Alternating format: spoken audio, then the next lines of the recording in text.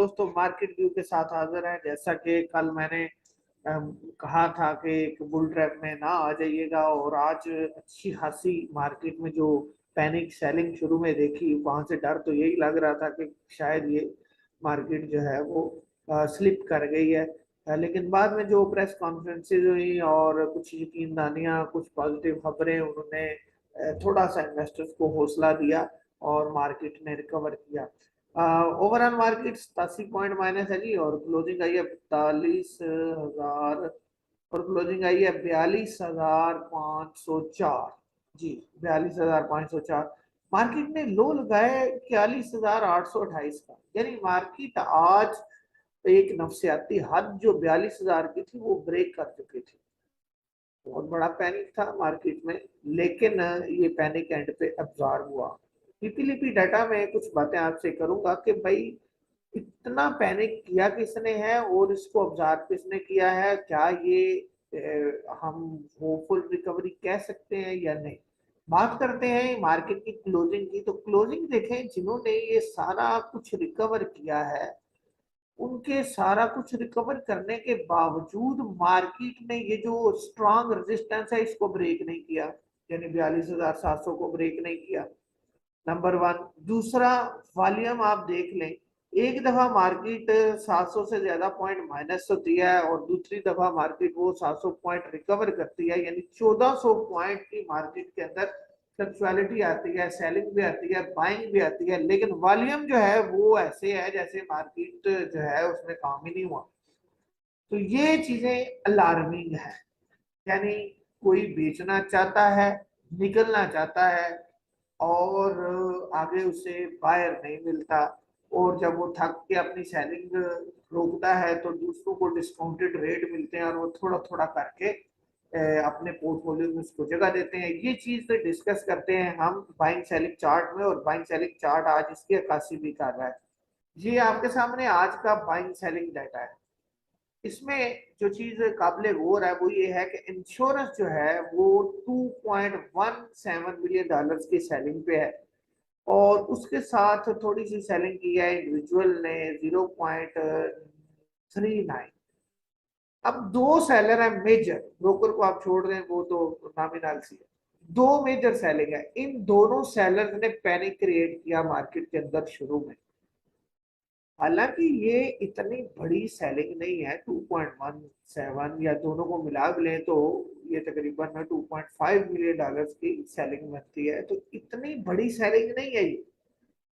सिर्फ इस सेलिंग को ऑब्जर्व करने के लिए आपके सारे इंस्टीट्यूशन लगे हुए हैं। बैंक्स ने भी इसे ही ऑब्जर्व किया है, कंपनीज ने इसे ऑब्जर्व किया है, फॉरेन कॉर्पोरेट्स ने इसे ऑब्जर्व किया है, म्यूचुअल फंड ने इसे ऑब्जर्व किया है, एनबीएफसी ने इसे ऑब्जर्व किया है, अदर ऑर्गेनाइजेशन ने, ओवरसीज पाकिस्तानी ने। तो ये सेलिंग तो इतनी बड़ी है नहीं, और इस सबका जोर बड़ा लगा इसको ऑब्जर्व करते। इट मीन्स कि कोई भी मार्केट में अग्रेसिवली पार्टिसिपेट नहीं कर रहा, हर किसी को बहुत ज्यादा डिस्काउंटेड रेट जहां पे लगते हैं वो वहां पे थोड़ा सा बाय कर लेता है, और जब वो ऊपर जाता है कुछ प्रॉफिट टेकिंग करके निकल जाते हैं, कुछ कुछ क्वांटिटी को होल्ड कर लेते हैं नेक्स्ट डे के लिए। मार्केट के अंदर लॉन्ग टर्म की पोजीशन जो है वो बगैर स्टॉप लॉस के लेना इस डाटा को देखते हुए कोई दानिशमंदी नहीं। ये जो इंश्योरेंस है, मैं इसके बारे में कल भी बात कर रहा था कि ये जितना डिजास्टर मुल्क में हुआ है, इसमें जो इंश्योर्ड चीजें थी उन सब के क्लेम जो है वो जब होंगे तो जाहिर इंश्योरेंस को तो पैसा चाहिए, उसने तो निकलना ही निकलना। उसके बाद ये जो वेल इन्फॉर्म्ड इंडिविजुअल है उन्होंने भी आज इतनी डीप में सिर्फ, या तो वो आज उन्होंने पार्टिसिपेट ही नहीं किया, या फिर उन्होंने भी सेलिंग की है। तो ये जो खबर आई है मेरी तरफ से आई है, ये अगर पौने 2 अरब या 1.5 अरब डॉलर आ भी जाता है, और 2-4 अरब डॉलर मैं कल वाली बात करूंगा आ भी जाता है, तो कहाँ कहाँ रखेंगे उसे? अपने फॉरेन रिजर्व बेहतर करेंगे, मुल्क में जो डिजास्टर है वहां पे लगाएंगे, क्या करेंगे? डॉलर की प्रोडक्शन मुल्क में किस एंड से हो रही है? क्या लार्ज स्केल मैन्युफैक्चरिंग बढ़ रहा है, क्या आपकी एक्सपोर्ट्स बढ़ गई हैं, या आपका टेक्सटाइल या आईटी सेक्टर ने प्रोडक्शन बहुत ज्यादा दी है और बहुत ज्यादा डॉलर आना शुरू हो गए, ये चीजें अलार्मिंग है।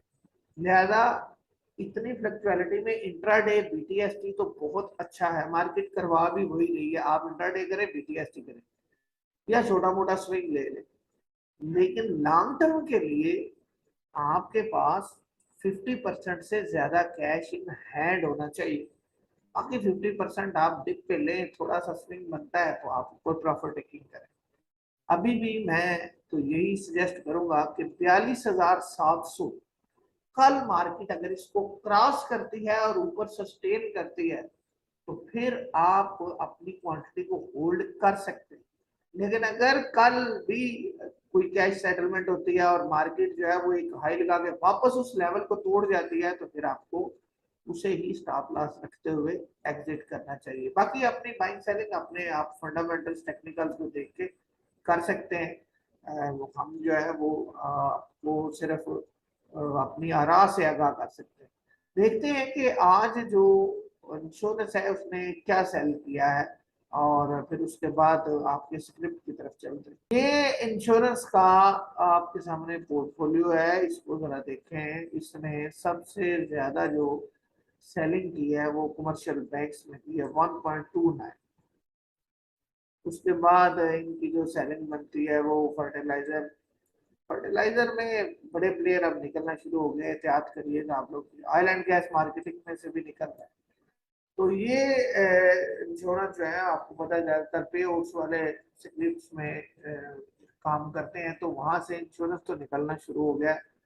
और बाकी अगर इंडिविजुअल और ब्रोकर किसी सेक्टर में है, मतलब सीमेंट सेक्टर में है या म्यूचुअल फंड है, तो आप उनके कुछ स्क्रिप्ट को देख सकते हैं, ऑयल एंड गैस को देख सकते हैं। आईटी ने मार्केट को रोका हुआ है, इंडिविजुअल के पास है, आईटी को स्टॉप लॉस के साथ आप देख सकते हैं, और वो भी सिर्फ इंट्राडे बीटीएसटी या एक छोटे से स्विंग के लिए। आज का आपका जो स्क्रिप्ट है वो है एवीएन, और एवीएन जो है उसकी आज अर्निंग आई है। अर्निंग में इसने जो है वो कोई पे आउट्स तो नहीं दिए, यानी जो किसी को उम्मीद थी कि शायद ये बोनस देगा या कुछ डिविडेंड साथ में, तो ऐसा तो कुछ नहीं हुआ।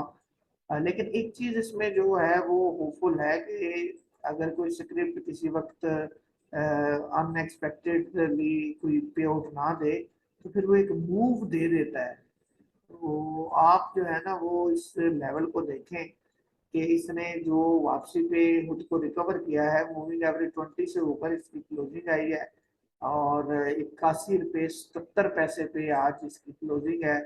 तो 80 रुपये का स्टॉप लॉस रखते हुए, जी हाँ, 80 रुपये को एज ए स्टॉप लॉस आप रखें, और 80 के करीब आप इसकी बाइंग अगर करंट रेट पे कुछ करते हैं, कुछ 81 या 80.5 के करीब करते हैं, तो 80 रुपये का स्टॉप लॉस रख के आप इस स्क्रिप्ट में इंट्राडे बीटीएसटी के लिए पोजीशन ले सकते हैं। ये अपनी मंथली सपोर्ट पे भी है, तो आप जो है वो फिर इस लिहाज से इसको जो है वो अपसाइड पे ये एक इसका हाई बनता है 87 रुपये का। तो अगर ये एक दो दिन में मार्केट ग्रीन होती है तो आप इन लेवल्स पे बाय करके रुपया 2 रुपये जितना आपका प्रॉफिट मार्जिन है वो आपको टारगेट रख सकते हैं इसमें, और आपकी ट्रेड 1 से 2 3 दिन के लिए इसमें बन सकती है अगर मार्केट रिवर्सल लेती है। दूसरा है जी स्क्रिप्ट ऑक्टोपस, और ऑक्टोपस जो है वो तकरीबन डबल टॉप से ही ये स्लिप हुआ है, और वॉल्यूम इसका भी बहुत थोड़ा है।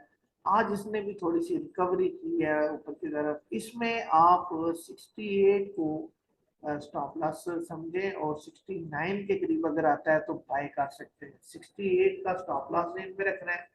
तो आईटी सेक्टर ने अभी तक मार्केट को सपोर्ट किया हुआ है, तो अपने सपोर्ट लेवल पे ये मौजूद है। तो यहाँ से अगर ये मार्केट रिकवर करती है तो ये आपको आपका इंट्राडे या बीटीएसटी अच्छा करवा सकते हैं। ये दो स्क्रिप्ट हैं आईटी सेक्टर के जो और लोग ट्रेडिंग करते हैं, उनको ये एक दो दिन में अगर मार्केट, इन केस के मार्केट आज की तरह पैनिक ना करे, मार्केट अगर रिकवर करती है तो फिर ये आपको जो है वो अच्छा गेन दे सकते हैं बगैर स्टॉप लॉस के। कोई बाइंग सेलिंग हमारी तरफ से रिकमेंडेड नहीं है। उसकी वजह यह है कि मार्केट अपने सपोर्ट लेवल से नीचे क्लोज हुई है। ये था मार्केट का व्यू, बाइंग सेलिंग चार्ट, आपके स्क्रिप्ट। मिलता हूँ किसी और वीडियो में, इजाजत दीजिए, अल्लाह हाफ़िज़।